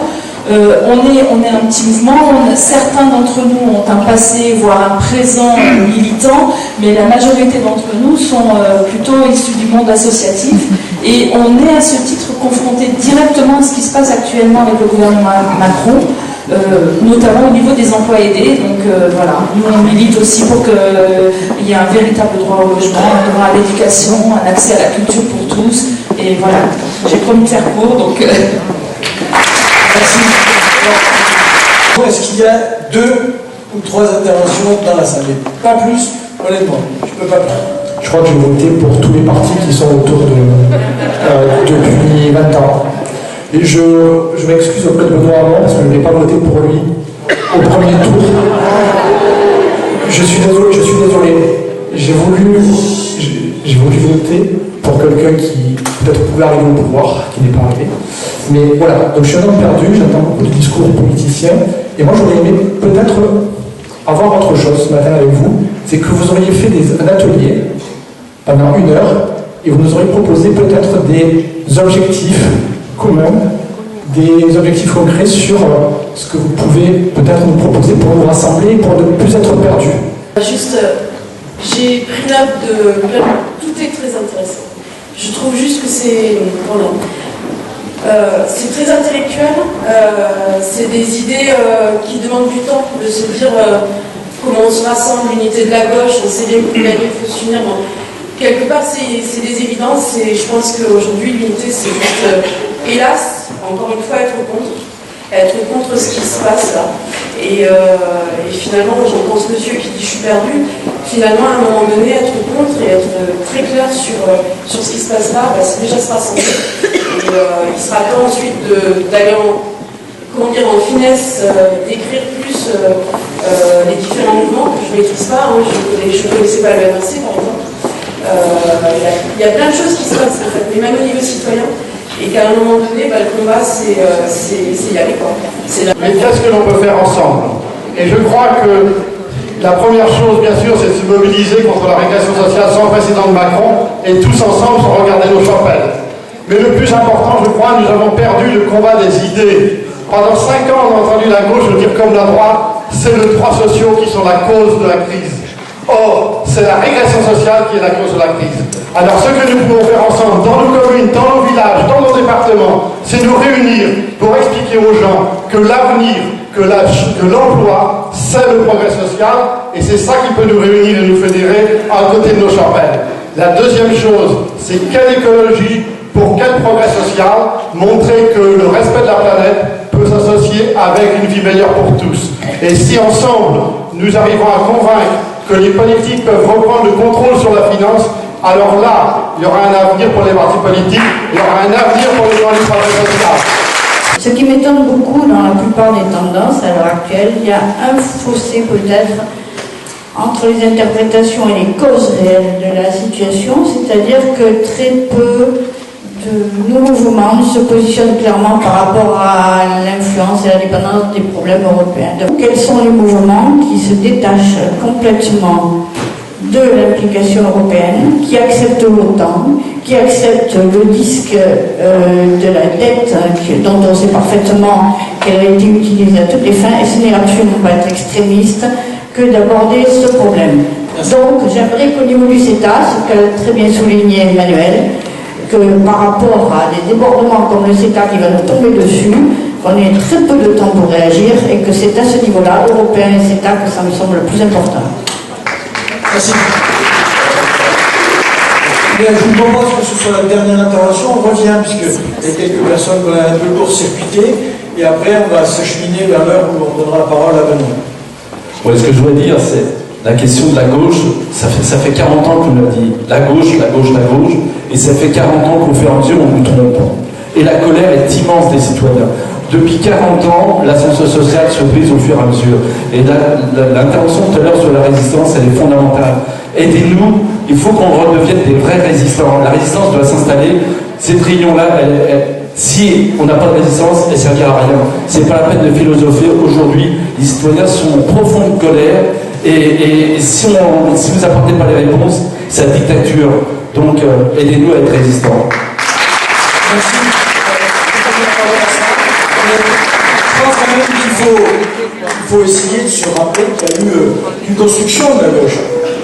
Il y a quelques décennies où le débat entre les partis et les organisations de gauche n'était que purement idéologique.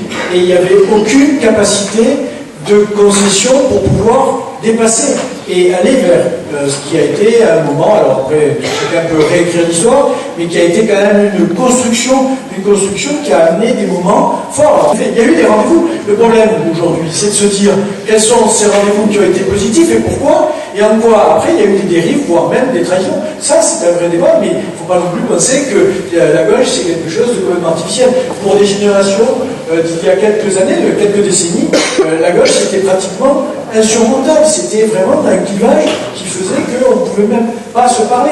Il faut revoir l'histoire au regard de ce que l'on veut, parce qu'il y a ça. Comment on va faire pour qu'il y ait des gens qui n'appartiennent à aucun mouvement, mais qui sont quand même actifs, et notamment, évidemment, au moment où il y a des échéances, et notamment au niveau local. Donc ça, c'est une première chose. L'autre chose que je voudrais dire, c'est que l'avenir de la gauche, c'est aussi c'est les questions sociales, c'est les questions d'écologie, et c'est aussi la question du modèle de société.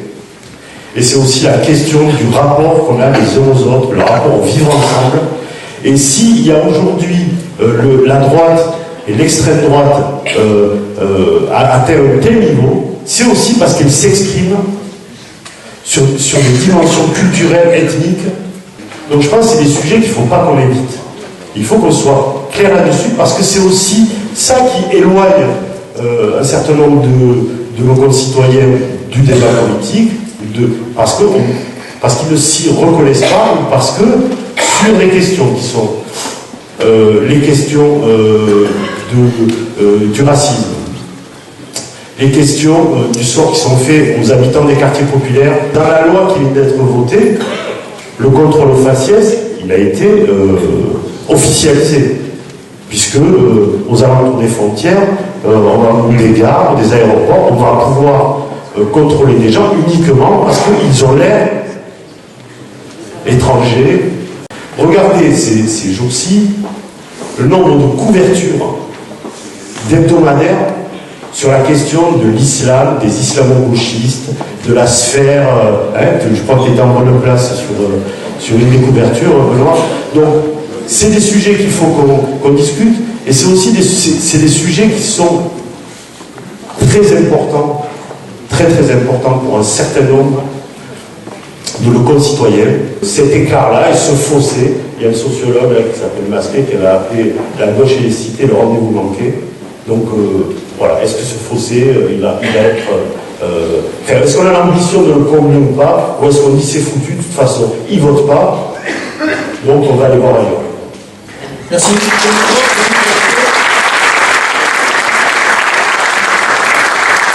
Je pense que ça fait des années et des années que la gauche en tout cas le peuple de gauche, a le dos au mur et est en situation justement toujours de résister, souvent dans l'échec. Et que si on ne recrée pas un projet de société qui donne envie aux citoyens de s'impliquer, on ne dépassera pas ces difficultés. Alors pour moi, il y a juste, très brièvement, mais il y a la nécessité bien sûr de se mettre d'accord dans les grandes lignes sur un projet de société qui, pour le faire bref, remette l'humain au cœur du projet et l'urgence climatique. Pour moi, les deux sont indissociables. Je crois que ces questions-là, c'est avec les citoyens, devant les citoyens, que les partis politiques, les syndicats, les associations doivent en débattre pour trancher ce qui fait désaccord entre nous et aussi pour les impliquer. Parce que le pouvoir de la finance aujourd'hui, dans cette économie mondialisée, si on n'implique pas les citoyens, on n'aura pas la force de l'affronter. Je vous remercie. Pour les écologistes et l'Europe Écologie Les Verts, on est traversé aujourd'hui de doubles sentiments. Le premier sentiment, c'est quand même d'avoir, sur les 30-40 dernières années de militantisme, finalement eu certaines victoires politiques au sens de la victoire culturelle, puisqu'on a réussi à faire avancer la question de l'écologie et à faire partager. Donc ça, c'est ce point de vue-là. On est assez satisfait, mais en fait, la victoire politique au sens strict de notre présence dans les institutions, là, on n'est pas très bon, on n'a pas été très bon, et on glorifie ça plutôt pas bien, parce qu'on n'a pas été sans doute à la hauteur de l'enjeu. Ne plus avoir de députés à l'Assemblée nationale, c'est pas toujours une bonne chose. Moi, je crois qu'aujourd'hui, on a une double responsabilité, les uns et les autres, chacun dans nos identités, nos histoires. C'est celle, de redonner de l'espoir, parce qu'on est quand même globalement face, ça a été des témoignages partout, on a des citoyens qui sont un peu désespérés, déprimés, qui n'y croient plus. On a une grande responsabilité à ce niveau-là, mais surtout, ça a été dit tout à l'heure, notre responsabilité, c'est de construire le fait majoritaire, parce qu'on peut, on a nécessairement dans le combat politique, ça doit se traduire par la conquête d'une majorité politique à terme dans ce pays pour reprendre effectivement le pouvoir ensemble. Moi, je crois que le rassemblement, ça ne se décrète pas, ça se construit. Et ça se construit par la rencontre, par l'échange. Et on a la chance, finalement, que l'année 2018 soit une année qui soit détachée de tout enjeu électoral. Et mettons à profit cette année 2018, les uns et les autres, donc pour travailler, pour nous rencontrer, chacun dans notre propre logique, mais aussi en tricotant et en essayant de se mettre en réseau. Je crois qu'il y a des questions sur le projet, et en ce qui nous concerne, écologistes, on parle d'un projet lié à la société de post-croissance. Ça, c'est une question qu'il faut qu'on traite. Ça a été un peu avancé, parce qu'effectivement, le modèle de société auquel on aspire, aujourd'hui, ne se situera plus dans cette perspective de la croissance, mais il faut bien intégrer et être persuadé que notre travail n'est pas achevé et que notre pays a besoin d'un mouvement écologiste fort et puissant, large et ouvert. Voilà, merci à tous. Merci. Je veux vraiment remercier les partenaires qui sont venus s'exprimer, d'abord pour leur venue, puis surtout pour ce début de discussion, voire même plus, si on se donne les moyens d'aller dans, je dirais, une sorte de démarche de construction. On a entendu des préalables, des conditions, des perspectives, mais tout ça s'est mis sur la table, et donc c'est nécessaire. Je voulais remercier aussi l'ensemble des personnes qui sont venues, parce que contrairement à ce que peut donner la dernière partie où vous avez surtout écouté, mais quand même ça a été une matinée extrêmement constructive, où vous avez beaucoup participé, on a eu des ateliers, on a eu un temps fort. Donc tout cela, évidemment, je tiens à vous remercier, et grâce à une trentaine de personnes qui ont bossé, je dirais comme malade,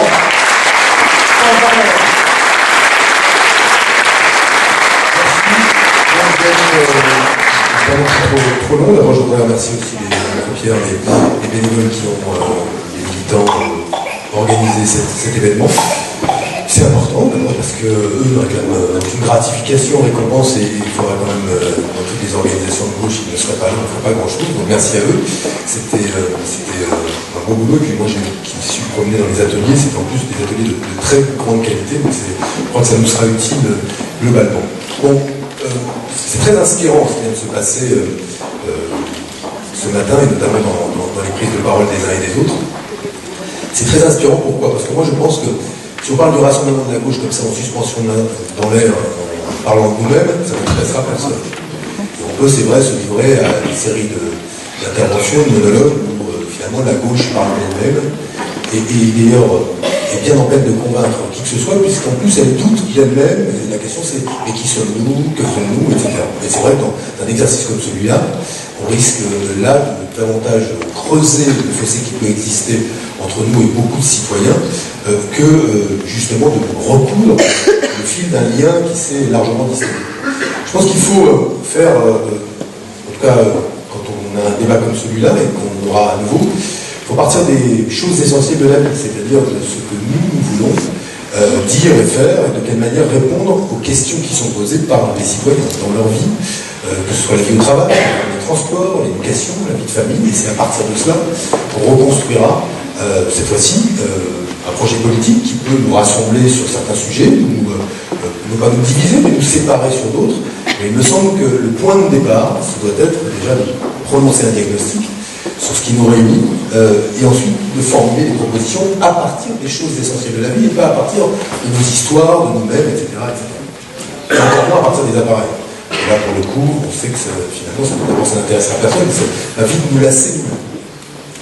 Ce que je crois, fondamentalement, les mots ont été utilisés tout à l'heure, c'est que la première chose qui doit nous rassembler, et ça n'est pas moins noble que de proposer d'en parler, c'est résister. C'est résister ensemble à des politiques dont nous jugeons qu'elles frappent aujourd'hui les plus modestes ou la majorité des Français, ceux qui vivent de leur travail, de ceux qui aimeraient en vivre, de ceux qui ont un salaire modeste, une pension ou un revenu modeste. Et nous avons aujourd'hui une politique qui, au bout du compte, nous heurte. Pourquoi ? Parce qu'elle va figer le destin des individus en fonction de leur hérédité. Or, chacun à gauche se retrouve dans cette idée que nous n'acceptons pas, quelle que soit notre position, que le destin d'un individu soit fixé et figé par son hérédité. Nous ne croyons pas qu'il y aurait une hiérarchie sociale inégalitaire naturelle. Et au contraire, quel que soit notre point de départ, notre histoire politique, si nous sommes de gauche, c'est parce que nous pensons que nous devons armer, équiper en droit les individus pour qu'ils puissent s'épanouir, s'émanciper, vaincre les déterminismes et trouver la place qui doit être la leur, grâce à leur pouvoir, dans la société, comme individu qui veut vivre selon les choix qui sont les siens, mais s'inscrire aussi dans une collectivité. C'est ça qui nous réunit au point de départ. Après, on aura peut-être des cheminements différents, mais si nous pensons cela, moi je suis convaincu d'une chose, c'est que nous ne pouvons pas arriver à cet objectif-là, libérer les individus, leur donner la possibilité de s'épanouir, à hiérarchie sociale constante, donc il faut s'y attaquer, à puissance publique constante, à institutions démocratiques constantes, nous n'y arriverons pas. Et donc les questions, on les voit, mais elles sont identifiables assez vite, sur lesquelles nous devons collectivement travailler. Mais il faut commencer par résister. Et je dis, on est culpabilisé parfois par le discours médiatique, tout le thème, vous manifestez, vous n'avez rien à proposer. Mais déjà en soi, résister, c'est essentiel. Croyez-vous que le MEDEF ne résiste pas au progrès social? Croyez-vous que chaque jour, un certain nombre de puissances financières ne résistent pas à la démocratie et au suffrage universel? Elles résistent, elles, tous les jours, et obtiennent des victoires. Et au nom de quoi devrions-nous, nous, aujourd'hui, abandonner l'impératif absolu qu'il y a d'abord de résister aux ordonnances travail, mais pas seulement aux ordonnances travail, à la loi et au texte aujourd'hui sur la lutte contre le terrorisme ou demain sur l'immigration, qui remettent en cause des libertés fondamentales. Parce que ce sont, il ne faut pas se tromper, nous avons un des gouvernements les plus philosophiquement à droite depuis longtemps. Tant sur la question des libertés que la question du droit du travail. C'est assez d'ailleurs intéressant, mais je trouve qu'il élève plutôt le niveau sur le plan intellectuel. C'est un vrai gouvernement libéral au plan politique. Et je rappelle que dans notre histoire, je le disais hier à Sciences Po à Toulouse, dans notre histoire, il faut se souvenir que les libéraux politiques ont toujours cultivé une immense méfiance à l'égard de qui? Du peuple et du suffrage universel. Ils étaient des artisans de la Révolution éminents, mais ils se sont toujours méfiés, en France en particulier, du suffrage universel et du peuple. Et on entend encore ce discours-là aujourd'hui, qui ne voit pas qu'un référendum, cette phrase qui est citée par Varoufakis, qui raconte son expérience comme ministre grec dans les coulisses de l'Union européenne, et qui a brisé les codes, puisqu'il a enregistré toutes les conversations de l'Eurogroupe, etc. Et les restitue dans un livre, et il rapporte cette anecdote où Schauble dit « c'est quand même pas une élection qui va modifier les politiques économiques ». Mais ceci, c'est, pardon de le dire comme ça, mais c'est le droit commun aujourd'hui, cette position-là. C'est l'ordinaire que d'entendre. Ça ne pourrait pas être une élection, ça ne pourrait pas être le suffrage universel qui pourrait modifier une politique économique. Et vous trouvez l'illustration de cela dans beaucoup de discours ou d'analyses qui vous diront par exemple, si les électeurs ne votent pas pour nous, c'est parce qu'ils se sont égarés. S'ils ne votent plus pour nous, c'est parce qu'on a mal communiqué. Il y a quand même une hypothèse, c'est que l'électeur a parfaitement compris ce qui se passait et qu'il ne s'est pas égaré, mais qu'il a choisi, par exemple, ou Mélenchon ou Macron plutôt que Hamon, parce qu'il considérait que le Parti Socialiste, par exemple, c'était plus ce qui incarnait à ses yeux un futur désirable, je pensais ça, et tout ce qui allait avec. Donc ils ne sont pas égarés, les électeurs. Ils ont fait des choix politiques conscients qu'ils aient voté pour moi, pour Mélenchon ou pour Macron. Et moi, je vous propose de partir de cela. C'est de regarder le suffrage universel et son verdict, et de ne pas rêver de ce qu'on aurait aimé qu'il soit, mais d'en tirer des conséquences pour nous-mêmes. Et c'est pour ça que, il me semble aujourd'hui que la première étape, elle doit être effectivement de poser des actes de résistance communs. Et des actes de résistance, alors là on aura, je veux dire, on est servi. On est abondamment servi, et on aimerait que ce soit moins dur, parce que derrière, vous savez, je dis un mot, ça m'a frappé d'entendre les éditorialistes dire bon, ça y est, Emmanuel Macron a gagné sur les ordonnances travail, le mouvement social s'est épuisé, et au fond, c'en est fini on va dire, de ce dossier-là. Et là, tout commence. Parce que nous n'avons pas encore mesuré ce que seront les conséquences sur les Français de ces ordonnances travail. Les inégalités, les fractures, les tensions, la colère sociale qui va naître d'une précarité qui s'installera toute la vie, qui jusqu'ici était réservée à la jeunesse, mais qui va maintenant s'étendre toute la vie, avec les pouvoirs unilatéraux de nos employeurs de modifier vos conditions de travail, d'aménager votre temps de travail, demain de vous licencier, de rompre le contrat de travail plus facilement, etc., etc. Donc tout commence maintenant. Ne croyons pas parce qu'une manifestation ne fait pas les chiffres qu'on souhaiterait, qu'elle n'est pas aussi massive qu'on le penserait, que ça s'arrête là. Tout commence maintenant. Et la question qui nous est posée, à la partie gauche, c'est quel est le rôle que nous jouons dans un moment comme celui-là. Je vais clarifier une question. Pourquoi ai-je manifesté avec Jean-Luc Mélenchon? Mais parce que sur les ordonnances travail, je suis totalement d'accord avec lui, et il est totalement d'accord avec moi. En l'occurrence, on pense que c'est mauvais. Devais-je réserver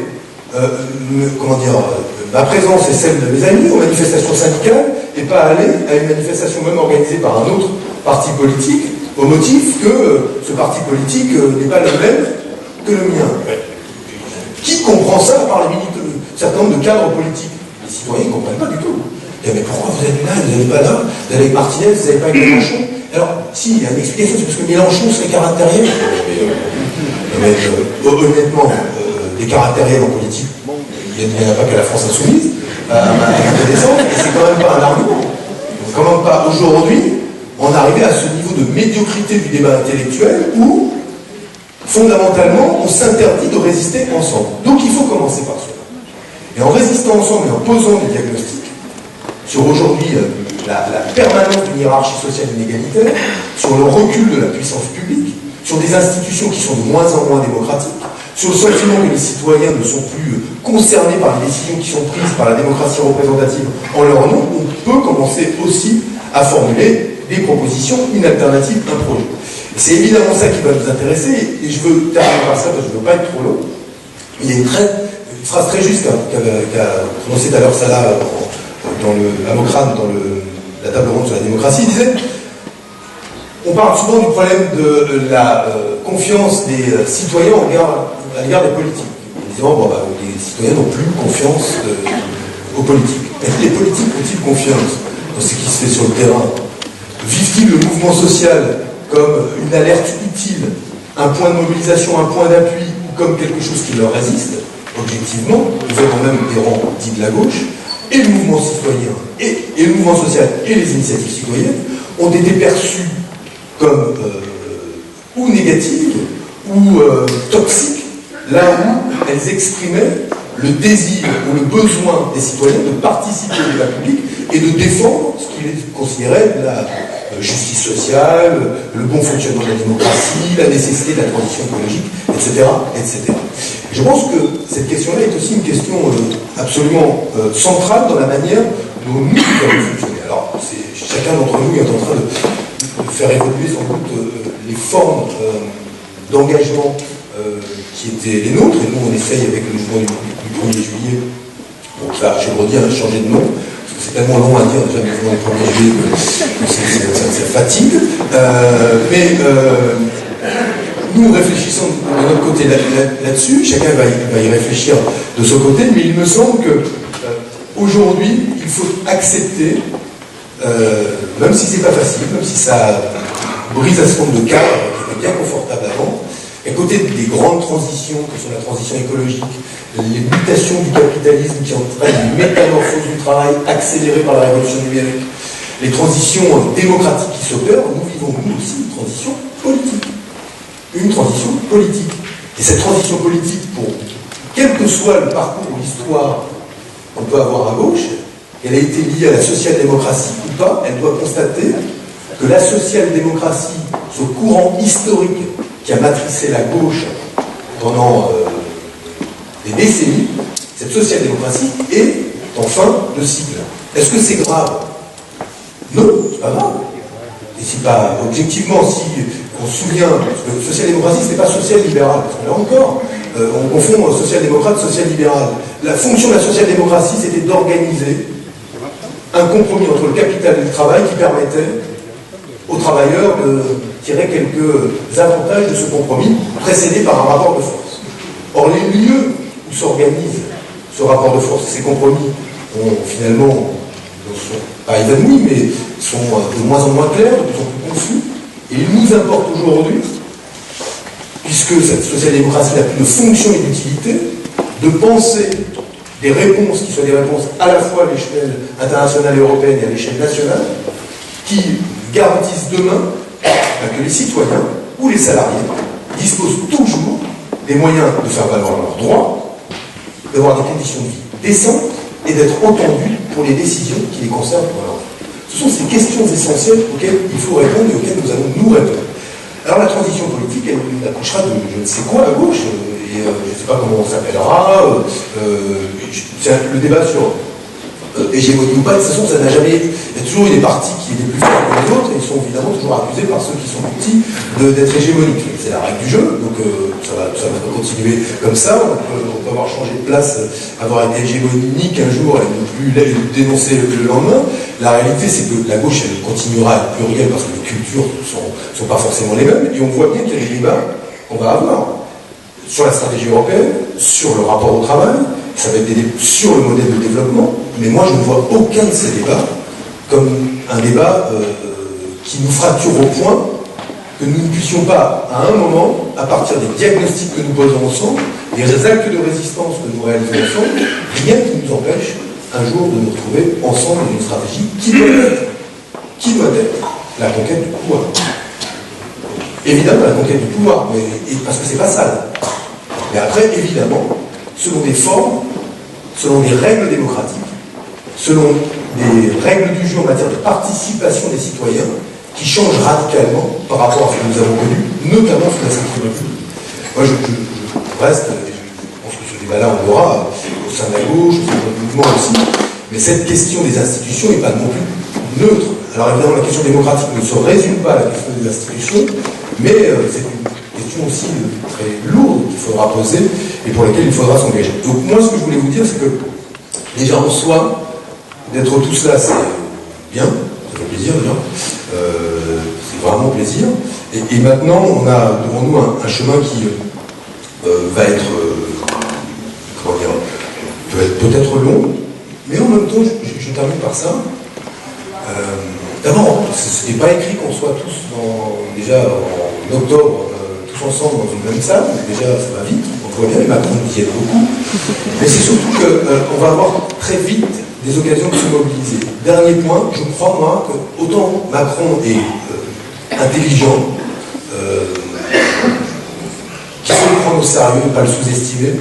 Mais je pense que le dispositif politique qui est le sien est faible au regard de la crise sociale qui se noue et de la crise politique qu'elle engendrera inévitablement.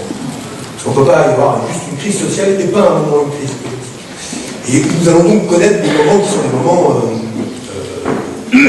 difficiles, tendus dans ce pays. Et il ne faut pas croire, là encore, que cette tension se manifestera juste par des manifestations sur la base de mots d'ordre de syndicats, de corps intermédiaires classiques. Tout cela peut partir, cela l'a évoqué, mais partira sans doute des territoires qui sont les plus éprouvés et qui vivent le moins la République, où la violence est la radicalité la plus forte, parce qu'ils font le moins l'expérience de la République. Et dans ces territoires, qu'il s'agisse d'un acte de discrimination, d'un acte ouvert de racisme, tout ça peut partir, on ne sait jamais d'où vient l'étincelle, de là, comme d'un mouvement de grève qui dégénère, mais il y a une tension dans ce pays qui aboutira à une crise politique. Et il faut aussi nous se préparer à cela. Et d'abord pour le dire, pour alerter, et pour être en situation aussi de pouvoir apporter des réponses au moment venu. Donc voilà, moi je trouve qu'il y a beaucoup c'est bien de pouvoir se parler comme cela, c'est bien d'avoir eu cet échange. Il y a à construire un projet, on voit qu'il y a beaucoup de choses qui sont déjà sur la table. Je crois qu'on peut se reconnaître dans les bouts de ce que disent les uns et les autres, c'est ça qui est formidable. Mais en tout cas, moi je voudrais vous remercier parce que c'est bien, et je pense que séparément on peut faire l'expérience de ça, de se retrouver dans des moments où toute l'énergie qu'on a, on la consacre à essayer de trouver des solutions et pas essayer de marquer à la culotte le voisin qui est censé penser la même chose que vous, mais qu'il faut lui mettre quand même 2 ou 3 coups de canif dans les côtes pour pouvoir empêcher de prendre la place. Donc là, toute notre énergie, elle est consacrée à fabriquer du commun, du positif. Et moi, je vous remercie rien pour ça, pour des moments qui sont des moments très précieux pour nous, pour l'avenir, pour moi et j'espère pour vous. Ce que nous faisons ici, c'est fabriquer des bonnes choses pour l'avenir. Et je suis très heureux qu'on ait pu avoir un moment de partage avec l'ensemble des partis, des représentants.